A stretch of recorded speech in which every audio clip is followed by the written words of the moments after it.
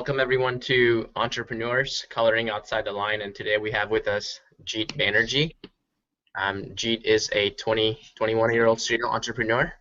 He is an author of Limitless Thinking, a TEDx speaker, and he's also got several startups. So Jeet, thanks again for being on the show. We really do appreciate that. And can you go ahead and tell us a little bit about yourself and your startups that you're working on right now?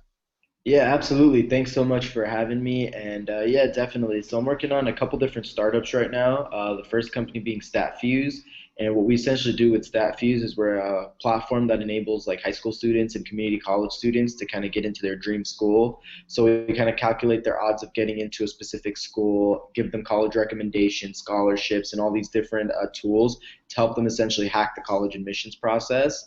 My second company that I'm working on right now is Visionary Media Group, and what we do with that company essentially is we create digital products such as ebooks, mobile applications, websites, and it's just kind of instead of coming and building a product for another company or somebody else, instead we're kind of building products that are our own ideas or our own essentially hunches, and we run solely on passive income.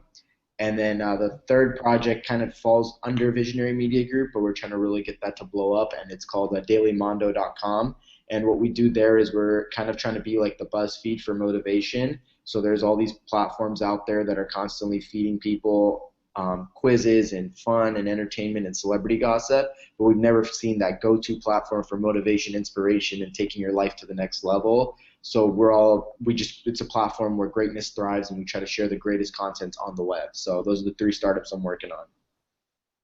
Wow, that's very nice. That's quite a few things actually on your plate there. Um, Yeah. so, kind of, I guess, question would be, how did you get started with all of this? When was your entrepreneurial start? Why did you start it? And tell us a little bit about and a little bit about why you decided to go down this path instead of a typical path that most, maybe 21-year-olds tend to choose nowadays. Yeah, definitely. So I was kind of raised in an Indian family, so they were really strict on like teaching me the value of a dollar and kind of hitting hard on some principles at an early age. So when I was 15, they kind of sent me out to go get a job, and I went out and got probably about 12 jobs in the span of 2 years. And it wasn't that I was a great employee and I was getting promoted. It was more like I was getting fired or quitting from each of these jobs. And I just found it to be such a struggle, and I was still in high school, so that was kind of a great thing. But the biggest factor was that I absolutely despised all these jobs, and I knew that I couldn't go to college and get a degree and work another job in my life. So I began doing some research just to see kind of what other avenues are there and how else can you make a career of yourself. And I came across entrepreneurship. And I've always been that person that I've just got to try something when I find out about it. I'm extremely impatient. And I just kind of went out and said, you know what, I'm going to try this. Let's see if I'm good at it. Let's see if it's something I enjoy. And that's really how I got started. Wow, very nice, very nice. So, as far as your startups are concerned right now, I guess you can talk about all three of them together if you want. How do you generate revenue? What actually brings in the money, and what's your business model like? What's the kind of like the customer the process that you do to kind of start with the first click and tie it all the way down to a sale? Yeah, absolutely. So with Statfuse, we've kind of always been testing different revenue models because we really wanted to find a way to keep it free for students because they already pay so much. But we kind of came down to the realization that we have to do some kind of freemium model, which is something that we're launching like in the next couple of weeks. But in terms of Statfuse, we've got over like 75,000 users, and the biggest thing that we did to obtain those users was we created a lot of partnerships with SAT Prep, ACT Prep, tutoring companies, and other educational organizations. And what we did was kind of similar to the YouTube strategy. So YouTube, you can embed a video onto literally any site, but that YouTube logo stays. So with our College Chances calculator, we essentially branded that with the StatFuse logo, and we started distributing the calculator out as a widget to hundreds and hundreds of sites. And that kind of started, we were essentially leveraging other people's traffic to bring in users for our own platform. So that's been the biggest success strategy in a marketing standpoint for that. And then we're probably going to stick to the same thing as we kind of shift into this freemium model as well and kind of see how that goes. For my other company, Visionary Media Group, the biggest success for us has just been creating paid products online. So there's so many niches out there, and if you can kind of put yourself in a specific niche in a really well-rounded manner, you can make a lot of income and you can generate a lot of sales. And that's essentially what we've done with our ebooks, mobile applications, and digital products is just look for the niches, create a really good product, and kind of push it out there. And so all of our sales are essentially just coming in from like a very passive method, no aggressive marketing strategies or anything like that. And then with Daily Mondo, we're basically pre-revenue. Like the only revenue we make right now is off like ads or sponsored posts and stuff, but it's very minimal. Our mission is just to kind of grow the site really big and then figure out revenue strategies later on down the line. Hmm. Okay, this is a question that I probably didn't give it to you, but it's kind of like side question is that a lot of entrepreneurs, especially younger ones, have there's a struggle. So, for example, at your age, most students, a lot of students would be either at their senior year or just graduating from college. Mhm. How does someone who wants to be an entrepreneur, how do they actually take this leap instead of going to pick up a regular job right after college? How do they actually take a leap into something like what you're doing while supporting themselves? So let's say that they didn't have parents who would be able to support them. They're on their own. What would you say to those kind of people? What is one way that they can kind of pursue something like what you're doing? Yeah, absolutely. So I was kind of lucky that I was only in high school, so I only needed like a couple $100 a month to survive. So that was kind of a blessing for me. But for other people that might need a little bit more money, to obviously to support themselves and things like that, the biggest thing I tell them is that it's okay to take a job or to do something that you don't like because it's kind of greater motivation for you to get out of that life and to do something that you really like. So if you have a job or you're going to school, that doesn't mean that you can't start your side project or your side business, and you can just kind of work at it every day, whether it's like a couple hours a day or after school or whatever the case is. Just keep working at it, but just make sure you're building something and that you're kind of doing something on the side. This way you're learning and you're kind of growing something. And then once your side project or your side hustle kind of becomes bigger than your main hustle, that's when you can kind of quit that job or quit whatever you're doing and kind of go all in on that side project essentially. Gotcha. So you recommend that you recommend having a side job, but kind of starting working on your own project on the side as well until your own startup start to become a big enough thing. Exactly. That's absolutely right. So going back to your startups, what are some things that with Daily Mondo and Statfuse, what are some goals that you would like to achieve within a year, and what are some milestones that you're looking at coming up for you?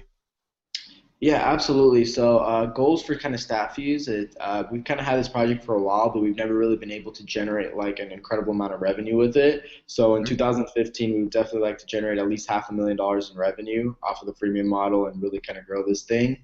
And Mm-hmm. then with Daily Mondo, our biggest focus right now is on traffic and really driving relevant users to our site. So by the end of 2015, we definitely want to have like 10, 15 million unique visitors that have actually gone through to the site and kind of been reading our content and stuff like that because it's all about impacting as many people as we can with that project. Wow. So some of our audience might be interested in you're 21, right? Yeah, I'm 21 right now. How much money do you make in a month at 21? Um, to be honest, I really don't like to share like specific numbers and stuff. That's just a personal, Okay. yeah, thing for me. Yeah. Gotcha. Gotcha. Very nice. Very good. Well, I'm sure whatever it is, it's great enough to where that you're able to pursue this full time, which is really something encouraging to a lot of our younger entrepreneurs. The reason I asked that question is because I think you've shared this in other interviews that entrepreneurship looks great from the outside, but once you start to actually dive into it, it's not so easy. I started a couple of companies myself, and it was really difficult for me to kind of see where is the money actually coming from. It's you're working really hard and you're getting you're putting yourself out there, but a lot of times the revenue doesn't really come in until you Uh-huh. really start to take off. It's like an airplane, but Yeah. it's definitely encouraging. So what are some challenges that you face that you have kind of come across or you plan on facing in the near future with your startup?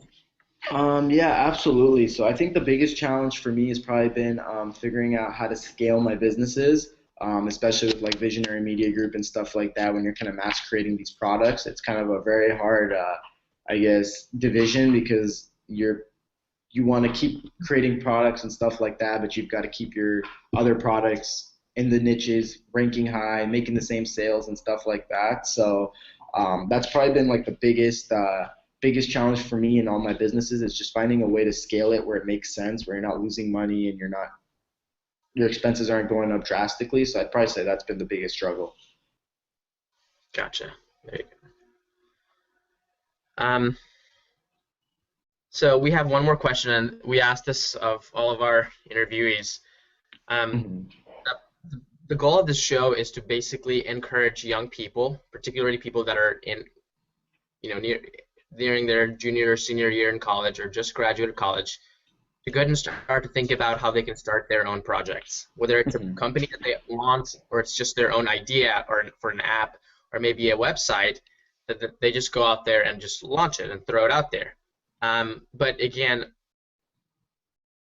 this it's a lot of learning to do. There's, I have mentioned this, but I did have them in the form of books. Like I followed a lot of young successful entrepreneurs such as yourself in books. So if you were to give um, 5 tips, if you were to tell us the 5 most important things that someone who's planning on becoming an entrepreneur, just started their own business, needs to know, what would they be? Mhm. Yeah, definitely. The first tip I would give people is to really embrace failure because if you don't fail, you're not going to be successful. And I don't look as failure as something that like defines me or my businesses unless I really allow it to. So what I mean by that is like, let's say I fail. If I give up or I decide to walk away, then I'm letting failure define me. But if I kind of get back up and I try again and I use what I learned, then failure isn't really defining me. And the biggest thing I've learned as an entrepreneur is that it's not about your failures, it's about your successes, and you only have to be really right once to be successful as an entrepreneur, and you could be wrong a million other times. So that's probably the first thing. The second thing I would probably say is having a really strong focus and kind of really understanding your strengths and weaknesses. So oftentimes people ask me like how I'm able to kind of balance different projects and stuff like that, and the biggest thing for me is that I really know my strengths and I know my weaknesses. So the biggest thing that I've done is I know I'm really good at marketing, but I'm garbage at coding or programming or whatever it is. So I'll hire or bring on other people in my team to do the things I'm not good at, and I'll kind of do the things that I'm good at. And the biggest lesson for that is like 100% of nothing is nothing, but 20% of millions of dollars is a lot. So put together a team and understand your strengths and weaknesses and kind of use that to your advantage. Mhm. The third thing that I would really say is also embrace your competition.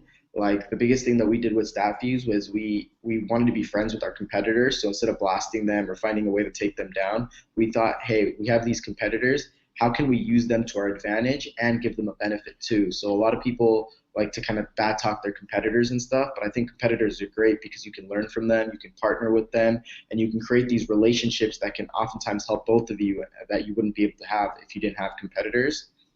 The fourth thing that I would probably say is that not to fall in love with ideas. I think an idea is just a thought, but it doesn't necessarily mean you're going to be successful. And there's no such thing as billion-dollar ideas. It's more about billion-dollar execution. So a lot of people Mhm. are scared to share their ideas or tell people sign an NDA and stuff like that. But I don't believe in any of that stuff because anyone can have that idea, but only one person can really execute it to its full potential. So believe in yourself and believe in your execution rather than just believing in your ideas.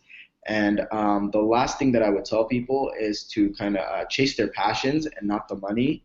So I think money is like the most elusive object that is out there. So if you go after money all day long, it's never going to come to you. But if you chase your passions, you find a way to make a difference, or you find a way to create a product that people love and that solves a problem, the money will find you. People will pay you. Like there have been times where I've launched a free product or something, and people are begging to give me money for it, and I'm not even asking money for it. So it's kind of like that principle is don't chase money, chase what you're good at, and chase your passions.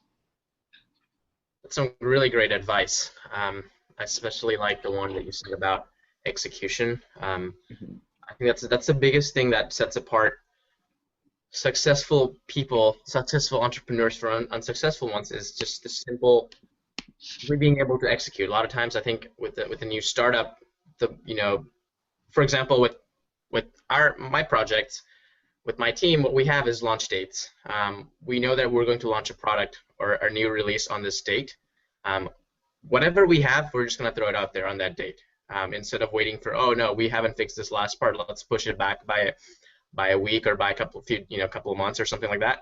We just go ahead and launch whatever we have, and I think that's a great model to follow for you know a lot of startups nowadays. You can get bogged down with thinking about it, but like you said, I think execution is a really important thing, and just to kind of constantly be doing things, because I'm sure you would agree, it's not your knowledge um, that makes a difference in what you do with your knowledge. Yeah, exactly. I completely agree with everything that you said so far. So, if our audience members want to get in touch with you, let's say want to find out a little bit more about your project, what you're doing, get some advice from you on entrepreneurship, what is the best way to reach you? Yeah, absolutely. So I have a personal website where I also blog at that has all my projects, my email address, my social network profiles, all that good stuff. So people can just find me there. And the link to that is jeetbanerjee.com, which is spelled JeetBanerjee.com. Okay, sounds great. Thanks again, Jeet, so much for being on the show. I'm sure you've been a really great inspiration for anyone that's going to watch the video. Um, if anyone has any questions, they'll definitely be able to reach you at that number or at that email or at your website, actually. So thanks again so much for being on the show. Yeah, We're really honored to have you. absolutely. My pleasure. Thanks so much for having me. Thank you.